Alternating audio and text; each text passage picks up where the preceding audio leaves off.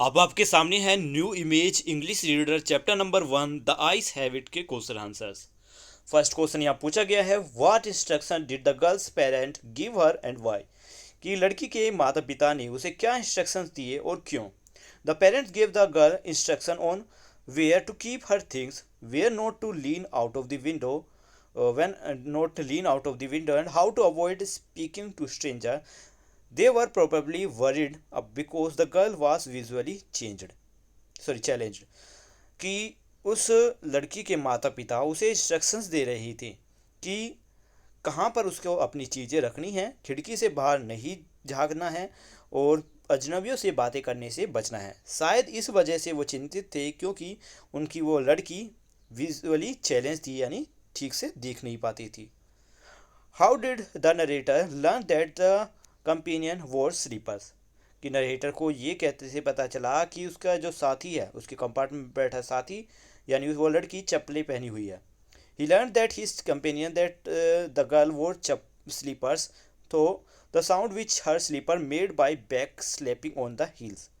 कुछ को अपने साथी यानी लड़की के स्लीपर्स पहनने का पता चला क्योंकि उसे आवाज़ आई थी स्लीपर्स की जब वो स्लीपर्स उसके हील से यानी उसकी एडियो से टकरा रही थी। Question 3, yes October is the best time, describe Mussoorie is the month of October. ठीक है, during October the hills are covered with wild dahlias, the sun is delicious, the night is cool, at night one could sit before log fire and drink a little brandy. ठीक है, इस तरीके से ये हमारा ये क्वेश्चन भी complete होता है। क्वेश्चन नंबर 4, यहाँ पर लिटिल ब्रांडी ने करके लिटिल कॉफ़ी भी लिख सकते हो आप।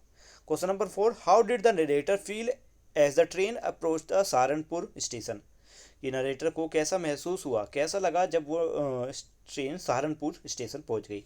The narrator was sad that the girl was getting down at the station. Narrator को बहुत बुरा लगा कि वो लड़की उस स्टेशन पर उतर गई। In fact he had been prepare to sit there for almost any length of time for her company. यहाँ तक कि जो नरेटर है वो काफ़ी समय तक बैठने के लिए तैयार थे, सिर्फ उसका साथ चाहने के लिए। The journey was such a remarkable thing that he did not want to forget for the rest of his life. जो ये जर्नी थी, ये यात्रा, ये यादगार थी उसके लिए, जिसको वो कभी भी अपनी ज़िंदगी की में नहीं भूल सकता।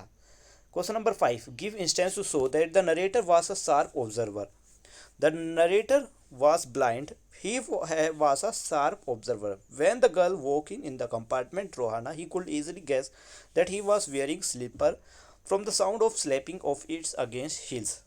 ठीक है, तो नरेटर अंधा होने के बावजूद भी जो है बहुत ही शार्प था, क्योंकि जब लड़की कंपार्टमेंट में आई रोहाना जाने वाली इस ट्रेन में, तो उसने बड़ी ही आसानी से ये पता लगा लिया कि लड़की ने चप्पलें पहनी हुई हैं, क्योंकि उसने उसको चप्पलों की आवाज़ें आ गई थी। Answer this question with reference to the context. Then I made mistake. Who made mistake? The narrator made a mistake. What was the mistake? Mistake क्या थी? The mistake was that he asked the girl to describe the scenery outside. C number. Why did the narrator call it a mistake? कि narrator ने इसको mistake क्यों कहा? The narrator called it a mistake because at that time he did not know that the girl was blind like him. उस समय narrator नहीं जानते थे कि वो लड़की भी उसके साथ उसके जैसे अंधी है। Moreover the question could give away the fact of his blindness which he was trying to hide from the girl. कि शायद इस क्वेश्चन की वजह से, इस क्वेश्चन पूछने की वजह से उसके अंधेपन का राज उस लड़की को पता चल जाएगा, जिससे कि वो इस अपने अंधेपन का छिपाने की अंधेपन का राज को छिपाने की कोशिश कर रहा था। She was an interesting girl, can you tell me did she keep her hair long and short. Who did the speaker ask this question to। ठीक है, the speaker ask this question to next the passenger who boarded the compartment at Saharanpur after the girl had left. कि ये question speaker उस passenger से पूछ रहा है जो पैसेंजर उसी के सामने उसी के कंपार्टमेंट में बैठा हुआ था, वो पैसेंजर जो उस लड़की के जाने के बाद आया था उस सहारनपुर स्टेशन पर। Why did the speaker ask this question? Speaker ने ये क्वेश्चन क्यों पूछा? The speaker asked the question because he found the perfume from the girl's hair tantalizing. Speaker ने ये क्वेश्चन इसलिए पूछा क्योंकि उसका परफ्यूम जो था उसे आकर्षित कर रहा था। Question C, what happen immediately after this, के बाद क्या हुआ? What is the most important part of the story, important part क्या है इस स्टोरी का? Immediately after this the passenger tell him that the girl was blind. This was the most important part of the story because it the presents the situation irony. Both the speaker and the girl were talking to each other without knowing that both of them were blind. यह यहाँ पे बाद में passenger ने ये बताया कि वो लड़की भी अंधी थी। ये स्टोरी का बहुत सी इम्पोर्टेंट पार्ट है। दोनों स्पीकर और लड़की दोनों ये दिखाने की कोशिश कर रही थी कि वो देख सकती है, जबकि दोनों ही अंधे थे। थिंक एंड आंसर में फर्स्ट क्वेश्चन है, well it is often happen that people with good eyesight fail to see what is the right in the front of them. Do you agree with the above statement? Give reason for your answer. The statement is some true. So it is because people who cannot see have are really on their senses. They notice much more than people who with good eyesight because they are more focused. Question number second. If you were not told about the impaired vision of the narrator and the girl, would you have been able to figure out the disorder they had? How?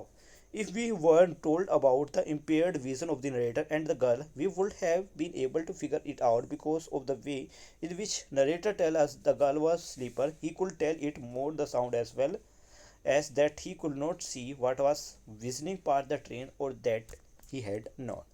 ठीक है, last question यहाँ पर ये है। तो यहाँ पर हमारी ये वीडियो कंप्लीट होती है, क्वेश्चन आंसर ख़त्म हुए। वीडियो कैसी लग रही है इसके बारे में कमेंट में लिखकर जरूर बताना। अगर अच्छी लगी है तो लाइक ज़रूर करना। Thank you. मिलते हैं नेक्स्ट वीडियो यानी चैप्टर नंबर 2 के एक्सप्लेनेशन और चैप्टर नंबर 2 के क्वेश्चन आंसर में। तब तक के लिए बाय बाय।